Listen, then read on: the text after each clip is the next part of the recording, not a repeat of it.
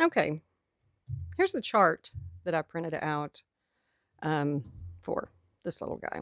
We'll look at the happy side. And like I said, I believe I found this on Pinterest.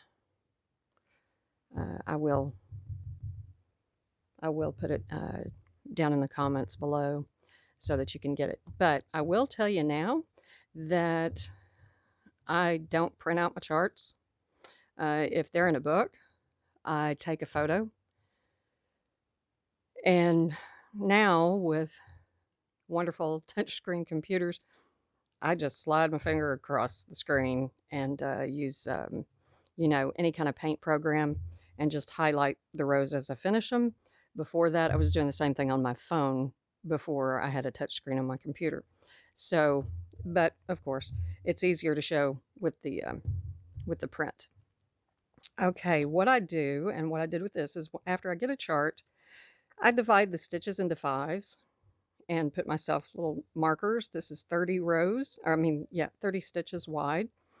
And what's not included would be 2 selvage on each end. Okay, so in total, instead of 32, that's going to mean 64 stitches because you're doing 2 pieces at the same time. Okay,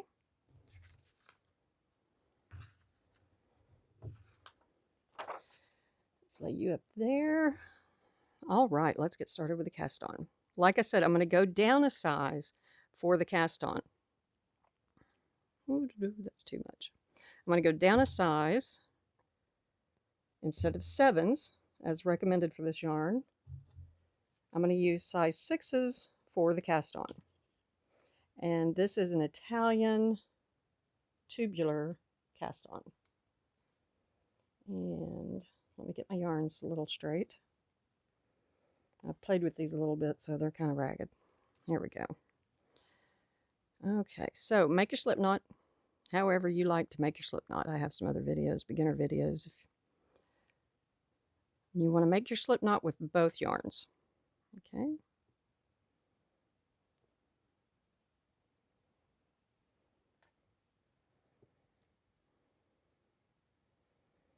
And secure. All things knitting, we want it secure, not tight. And not so loose you're having to chase them down off your needle. Okay, so if you know how to do long tail cast on, how you normally hold your yarn, okay, up in the little Y or boomerang shape, you can just hold it down like this. Now I'm holding both needles just to keep that one from clacking against the table. I'm going to hold that yarn out of the way too. There we go. Okay, so needles above, and we're going to make a orange stitch first. So we're going to come forward, go under the front yarn, lay it on top of the back yarn, bring that under the front yarn and up. That's the first stitch. Okay.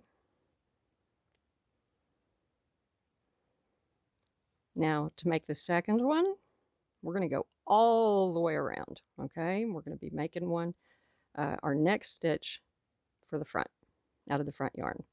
Go all the way around to the back, all the way underneath, all the way to the front, down on that one. Take it through the middle and up and under the back. Should look like that. Okay. Now what that amounts to is, as you can see, the bottom base of this looks like a knit. The base of this looks like a purl. That, okay, your slip knot does not count as a stitch, and we'll just be letting it fall off later. This counts as one stitch. Okay, every stitch for your pattern is a pair. And so again, come forward, under the front yarn, up through the middle, lay down on the back yarn, bring that around and under the same way that you came, and hold it up. Okay, so you have your stitch. Now again, for the front yarn, we're going to go all the way around, the back, all the way under, all the way up the front, and then down on that one, down through the middle, up and under the back.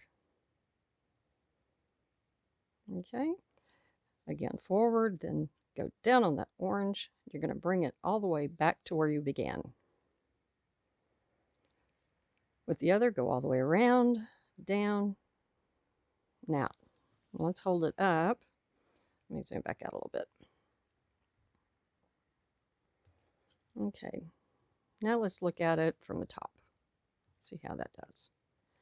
Okay, so we're going to make an orange stitches next, and you will want to hold these. And then on the orange, like that. Now we're going to go get a green. We're going to go all the way around, down on the green, up under the orange. And the bottom looks a little wiggly right now, but now one thing I will caution you about, keep the bottom, keep that straight. If these start getting twisted around, oh heavens, it's a bugger to get undone, okay? To try and figure out if you have them straight or not. So do your utmost to keep that straight. And after you get going, okay, you'll get a little rhythm to it. And then you just continue around, down and out the back, okay? Towards you, down, up. Away, towards you, down, up. Okay, I have no idea how many stitches we have. Okay, 1, 2, 3, 4, 5, 6. We need 32 stitches to make our little face. 30 for the pattern and 2 selvage. Okay, and then all the way around and back up to the front, down on the orange, bring it full all the way under the front to get your front stitch, all the way around both, down on the front, under the back. Okay, so go under the front, down on the back, bring the back under the front, under the back, under the front, down on the front, under the back. And like I said, after you do this a little bit, you'll get a little rhythm, and then you'll just go round and around and down and up. Okay, then I'll join you back here. Don't try to turn your needles or anything, but get your 32 stitches on, and I'll be right back. Okay, so now you have your 32 stitches, okay, actually 64, but you have 32 pair making for our pattern. Okay, now want to hold these as you get your needle turned around. Okay, now I'm going to drop this because of course I'm going to be changing size needles. Now one thing that you can do that can make your life easier is hold them in place. Okay, make sure they're twisted, and with this one just put a backward loop on there as your last stitch. That way you can get your yarns all situated and everything.